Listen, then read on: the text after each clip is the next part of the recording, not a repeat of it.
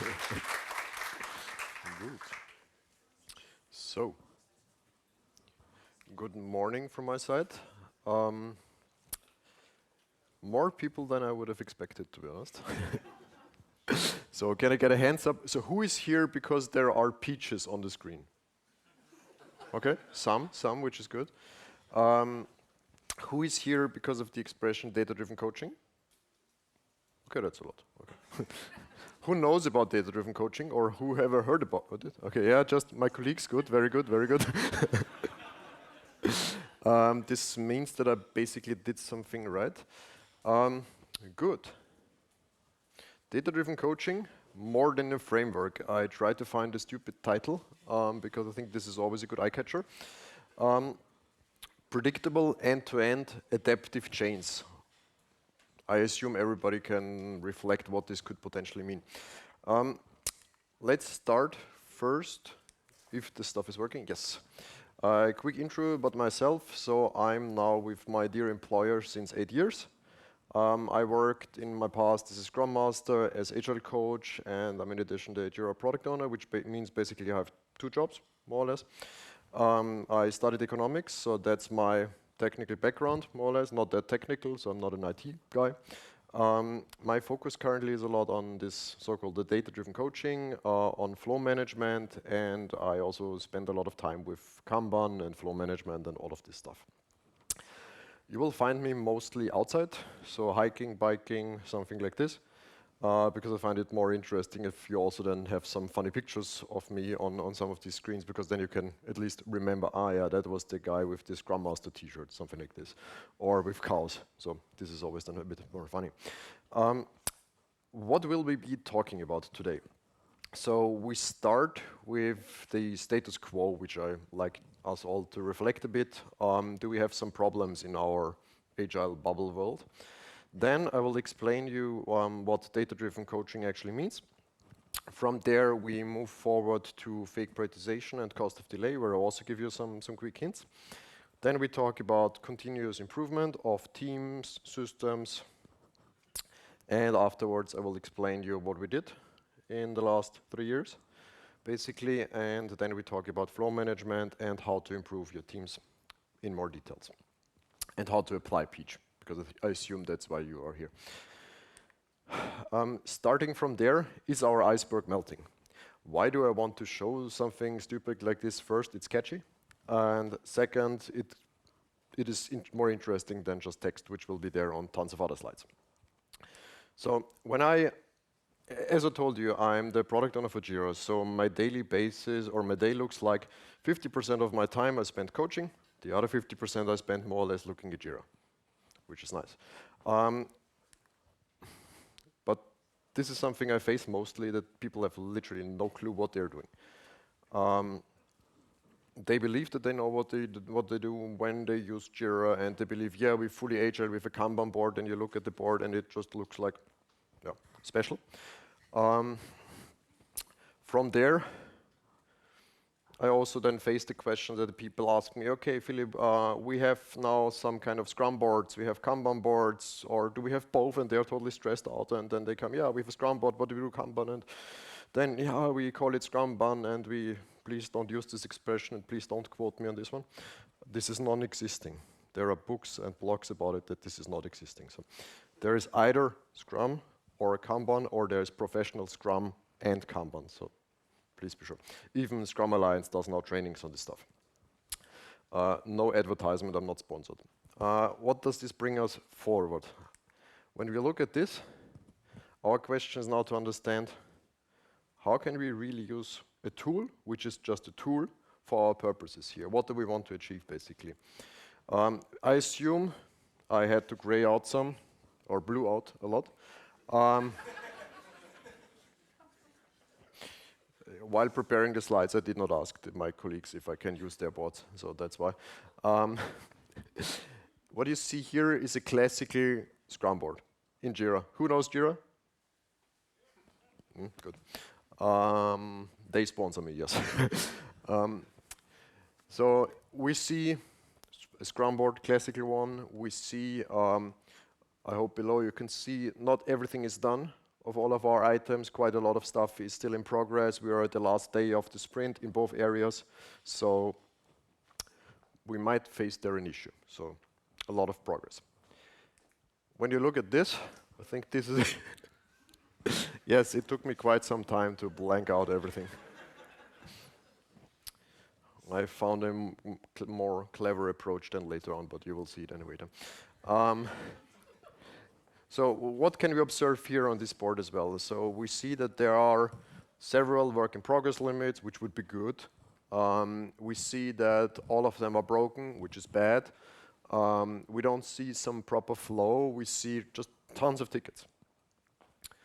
I hope all of you know also this functionality with the dots. It's called the aging feature. Please use it. Use it wisely. Use it to show your teams that they should finish their stuff. My daily business, right? But now my other world. This is a screenshot of the dashboard, and I will show you then also more of this in future or later on. And you see here, I already blued out it in a more clever way. What can you see here? So basically, this is a screenshot of 6 months time period of some of the teams. And my question now to the audience, I mean, anybody has seen something like this before? Are you using something like this? So, except my colleagues. Good. Basically, I will just give you a quick recap. So what we see here is story points completed, story points taken in a sprint. You see that nothing is finished, so we don't have any equal balance. We see here a distribution of innovation operation. We see lead and cycle time. We see the work in progress tremendously increasing. Below on those beautiful ratios, you see the distribution of innovation operation. We can see the sprint completion ratio, which is quite low, below 50. We can see that a lot of tickets get added after the sprint when we talk about the Scrum team, which does sprints. And stuff gets added afterwards. Quite an interesting sign, especially if it's 40%. And on the last ratio, you can see that all of the tickets take more than just one sprint, basically. So we might face here some issues, I would say. With this, I will jump into some of the problem statements which we have, basically. Provocative assumption is always the dear Agile or the Scrum guide tells us we should be focused. And my assumption is, based on the data which I already showed you, that the most people are not very focused.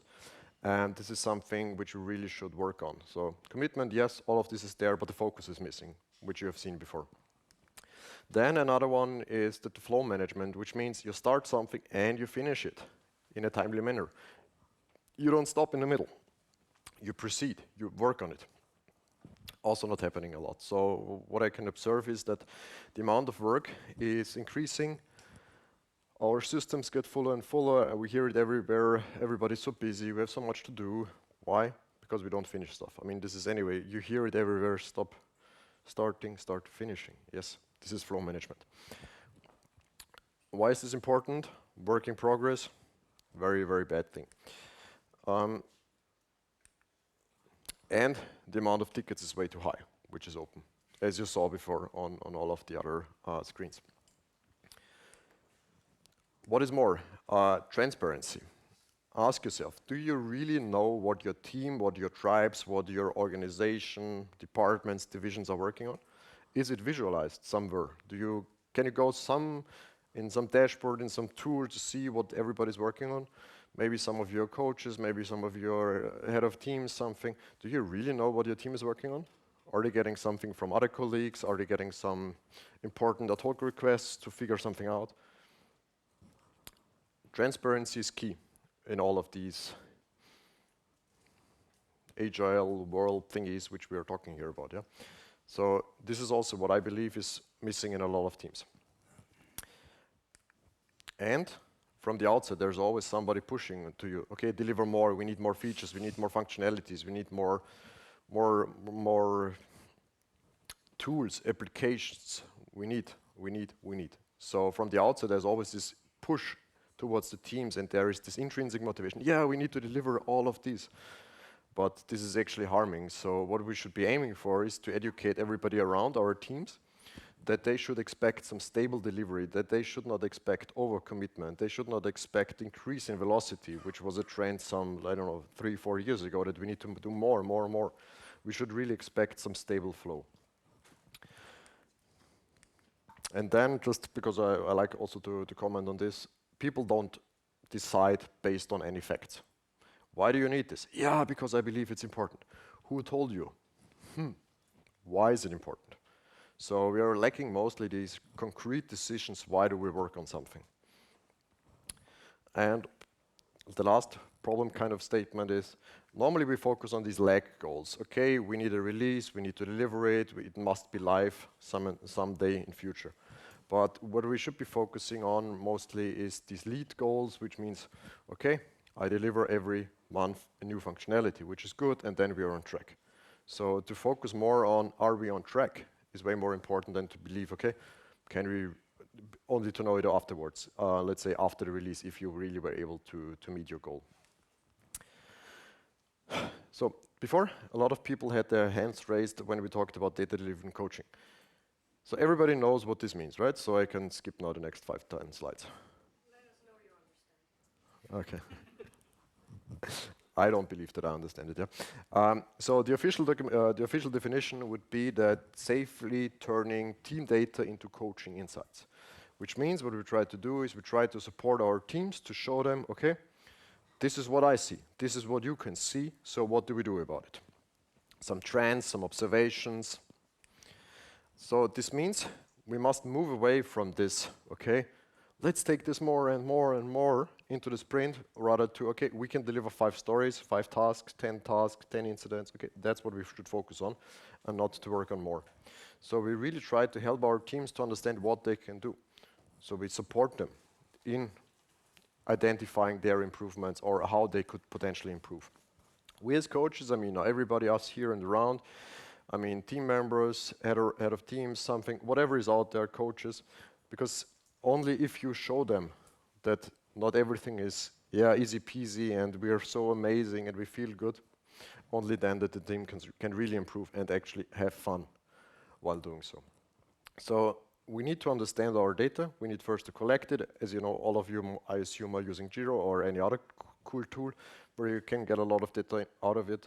We need to understand our data and we need to explain it towards all of our stakeholders which are around there to see what can we do now with this. Also, what is important, I mentioned it before, people tended to look at velocity. Story points, nice concept, not a big fan, but yeah, it is around. So what is more important is to look at the trends. How is the amount of throughput? How is the amount of story points developing?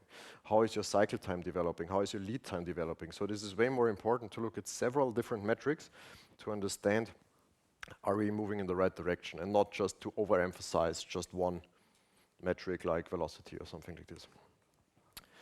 And what is then important, you derived now all of your data. You derived now all of those insights, and then you need to ask, okay, what does this mean now for us?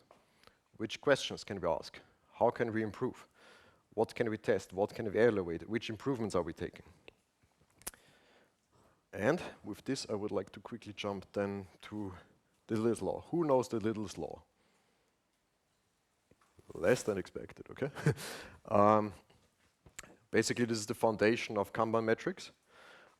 It is not a law, it is just rather a relation, which explains us that if we focus on our work in progress, our cycle time will basically improve.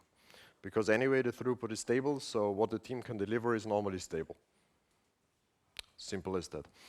And also important, what you can see is basically, so on this axis here, you see your work in progress.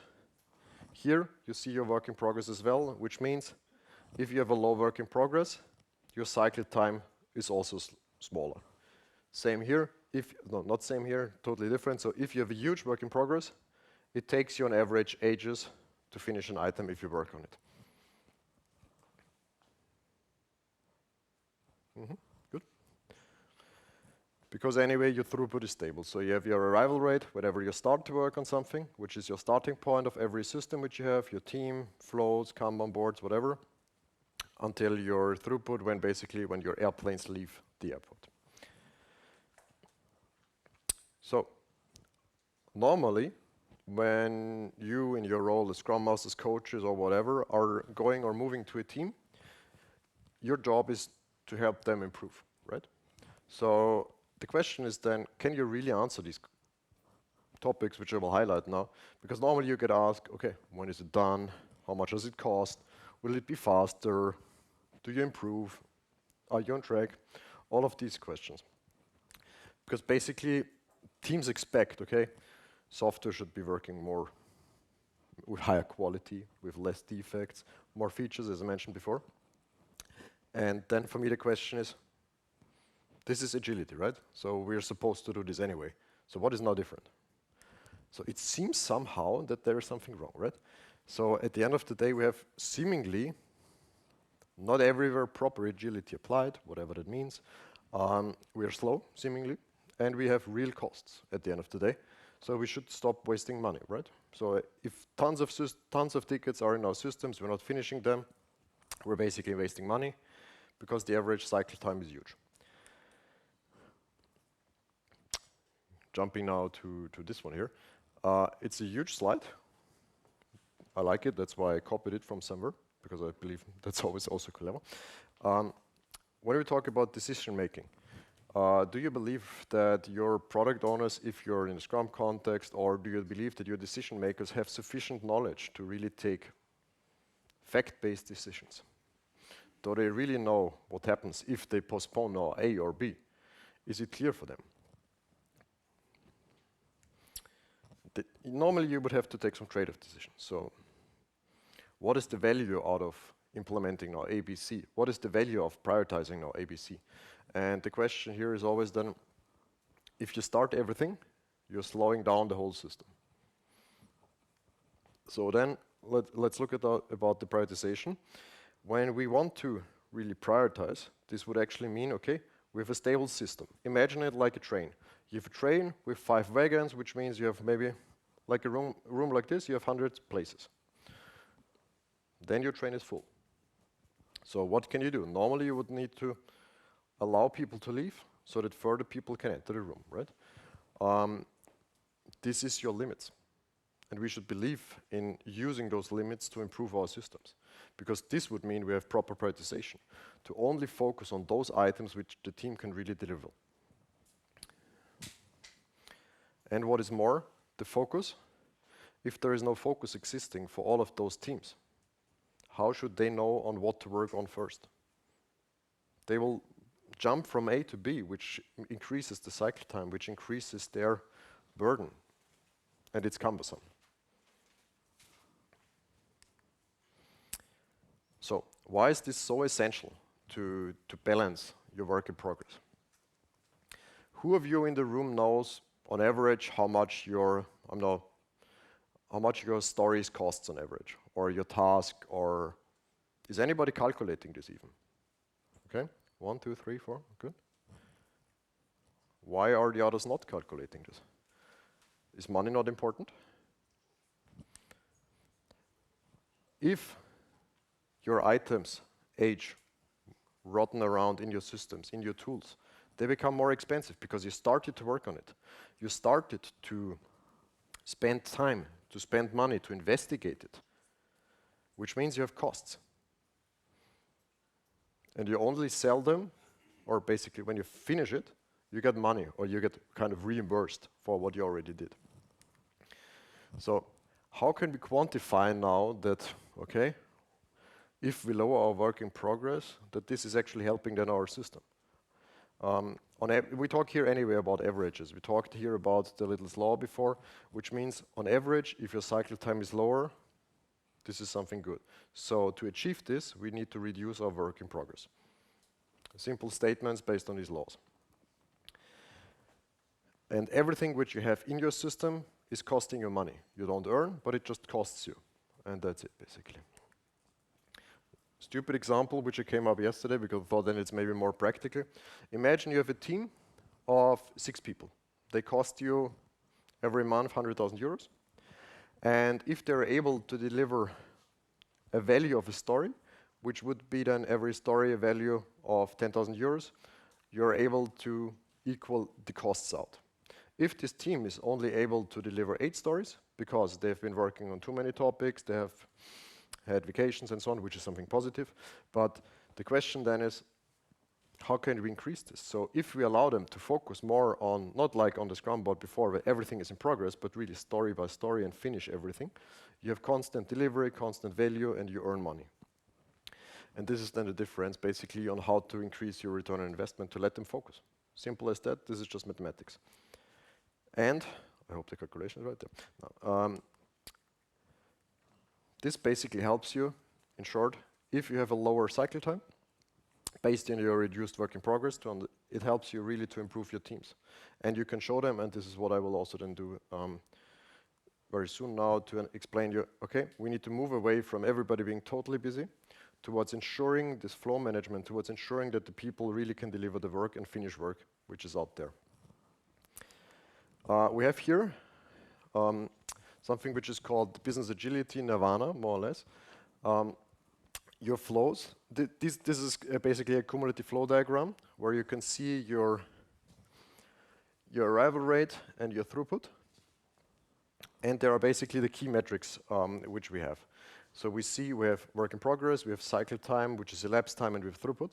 This is basically the overall structure of this nirvana. And when you want to improve your teams, we have some of these more or less, it's called focus areas where you can then improve from.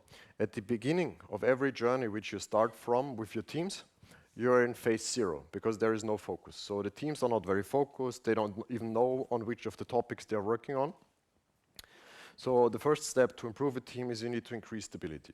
You need to ensure that they know what is on the table. You need to ensure that they understand even their work in progress. So how many items are we working on in parallel? Is it 5? Is it 10? Is it 20? Is it 100? This helps you then to ensure that you have a constant and stable delivery. Only with that, which means you equal out your arrival rate and your throughput, you're able to ensure all of the other steps. So this model here is building up on each other. So you need to improve from work in progress. If you don't have this under control, you can't improve your cycle time. And without that, you can't improve your throughput, which means to deliver more, as we heard before, that this should be important, more features, more functionalities, more constantly. So only if you have done your homework and achieved the other steps, then you can proceed from there. So what happened since the last time? I was here 2019. Back then, I was working as a Scrum Master and had my first experience with data-driven coaching. We were using back then a tool which is called Actionable Agile, which I also can recommend very much. It helps you to understand your Jira workflows. It helps you to understand aging, cycle time, lead time, and all of that. And I thought, yeah, this is amazing. Let's use this. It actually helps, but when you want to scale it, it becomes a bit tricky. So then I was thinking, okay, maybe we can do this better. And now I would like to share some of my mistakes with you. I thought, yeah, let's build a dashboard. Cool. That's always amazing. And let's share it with the colleagues, and they will anyway know what to do with that. So, yeah, this is me last year, and the year before, and the year before. Consider it mistake, consider it learning, however you want to phrase it, from which perspective. I came up with then also finding, I like memes, as you see. And you will see then the dashboard in a second, why the people were so confused with this.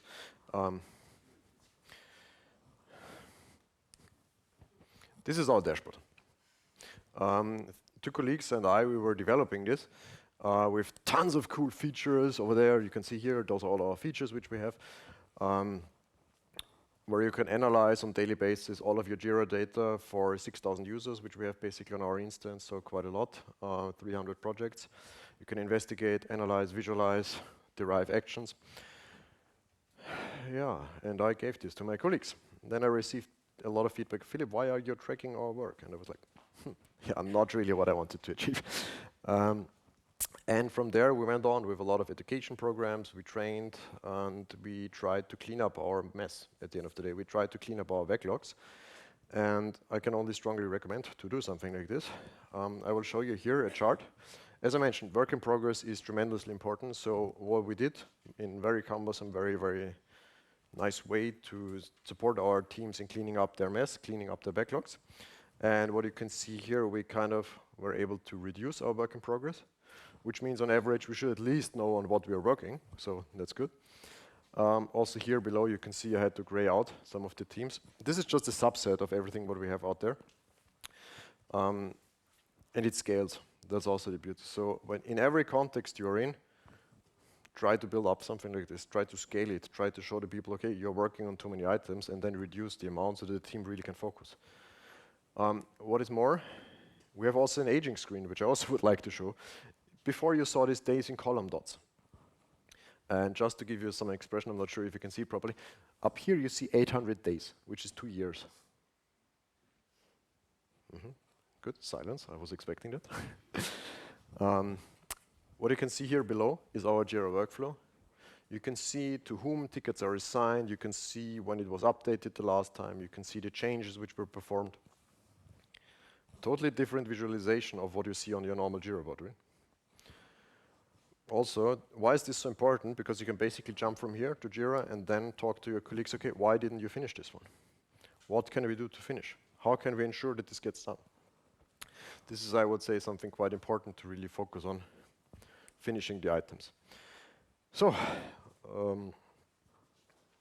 Peach, how to do this? So, how did we came to this one? So, basically, this is another very beautiful slide, which was not done by myself. We have some pillars, which is on the one hand, you have your transparency, which you need to ensure. You need to ensure flow management, and only then you can really learn together with your organization on how to improve what is out there. From there, basically, how did we start? Jira, cool. So data quality is key at the end of the day. If you don't understand or you don't see what is out there, if you don't ensure that everything is tracked, you will be lost, basically.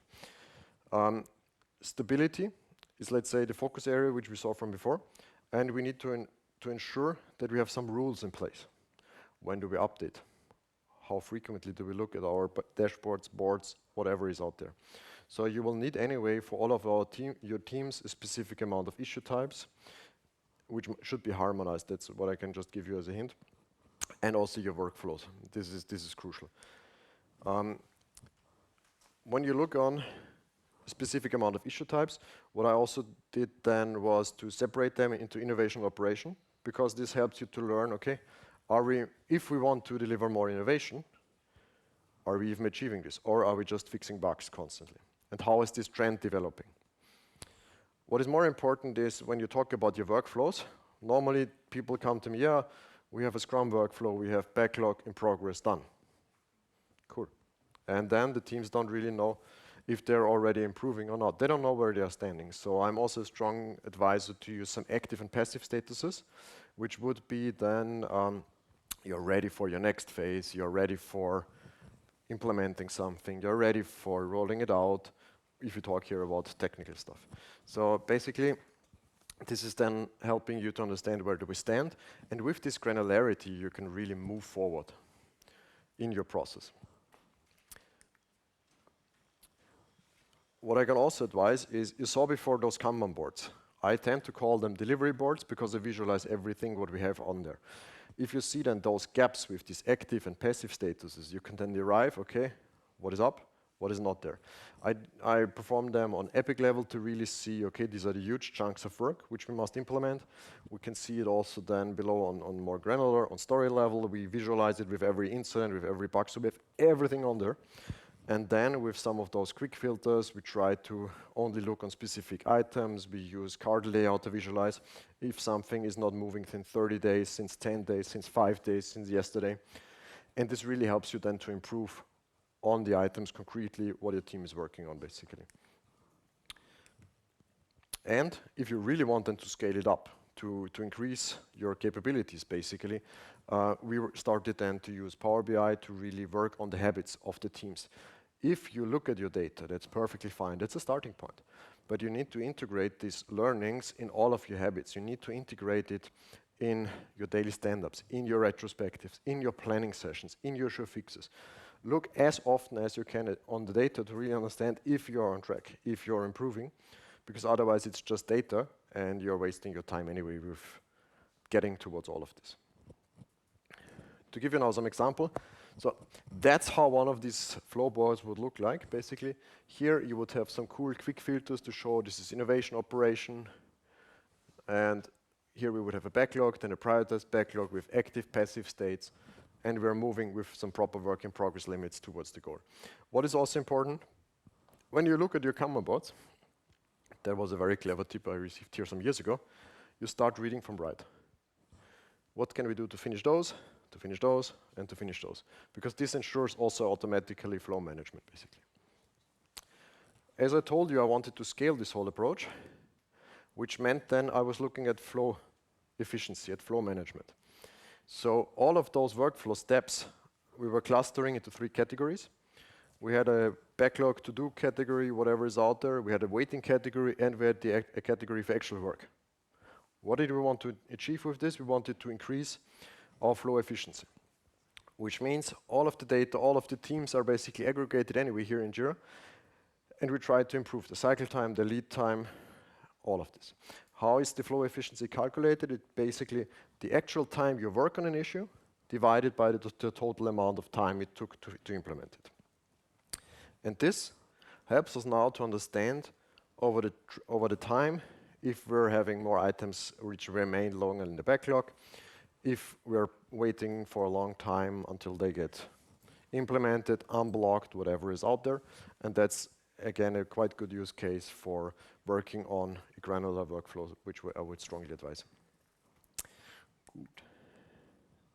And now, with all of this, you heard a lot. So why should you even think about having these boards, doing some analytics on it? Because we mentioned before, we want to become better. We want to improve our teams. And to achieve this, basically, we are kind of stuck if we don't look into the details, if we don't look on the facts which we see there. If we don't work with our data, we are just, waiting that the iceberg melts and everybody realizes, we've been wasting money and more money. So at the end of the day, the teams want a predictable system. Their stakeholders want a predictable system. We want to understand what can the team deliver, and then we let them deliver. Simple as that. This is just a short recap, but I will jump over this now. Transparency, flow management, and learning based on your data. And then you can increase your focus, you can reduce your work in progress, and improve your delivery.